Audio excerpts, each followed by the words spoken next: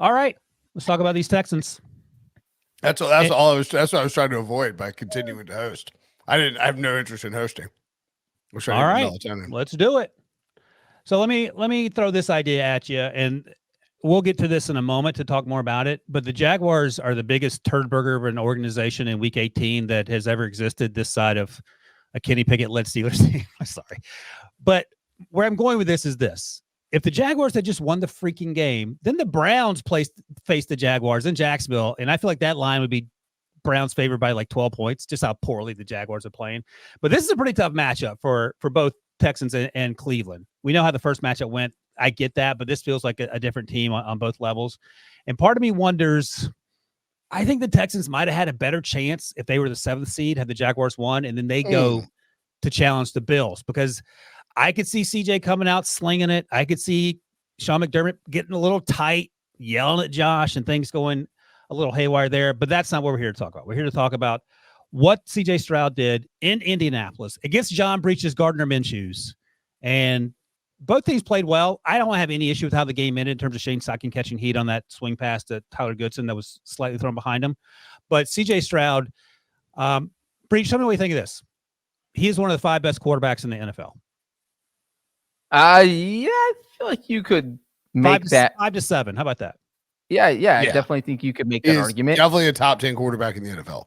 And I think the story, and then you can follow up with this. The story is this: if you're, for example, a Bears fan, you have to get the coordinator right.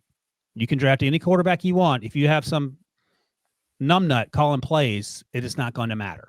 And again, I'm thinking about Justin Fields in particular, but it's worked out for CJ Stroud, who's done a lot of the heavy lifting, not to take anything away from him. Bobby Sloak has been amazing. D'Amico Ryans has been amazing in terms of that defense getting it where it needs to be. And they're all buying in.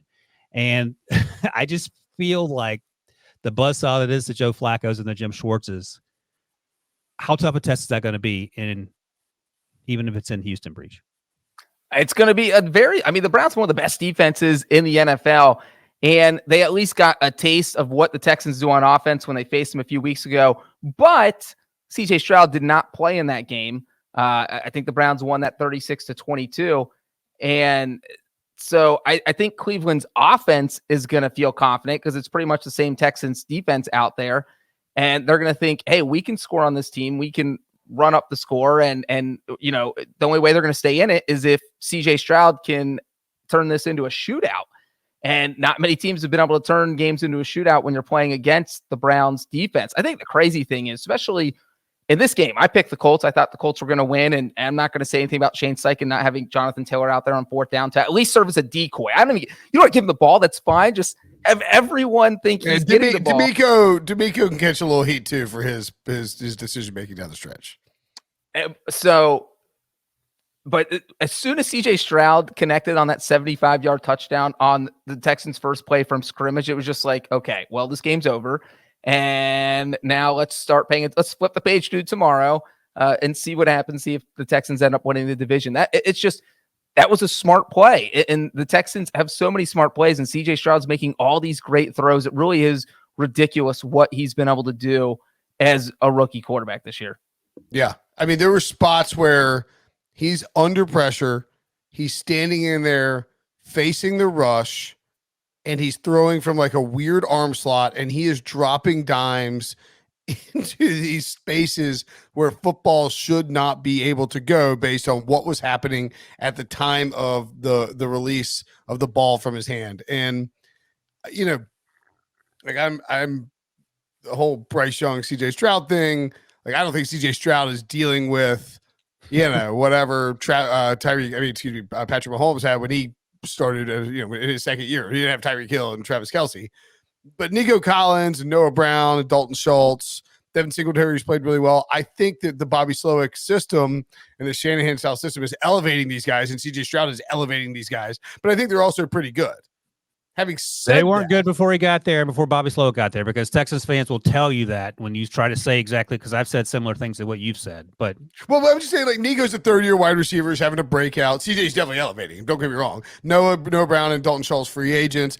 Devin Singletary, same thing. I think they did I think the underrated thing the Texans did this offseason, if you look at the offense and the defense, was the free agent signings that they went out and made to buttress the quarterback they knew that they were going to draft and to help D'Amico Ryan's defense. Like they go and get a bunch of veteran guys and I'll put them on the defensive line, and it's not sexy, but it reminded me at the time, and I said this on the podcast, like it reminded me a little bit of like Belichick when he first got to New England, where you can't just magically draft and develop an entire defense overnight. You have to sort of hope to find guys that'll fit your system and let it work out.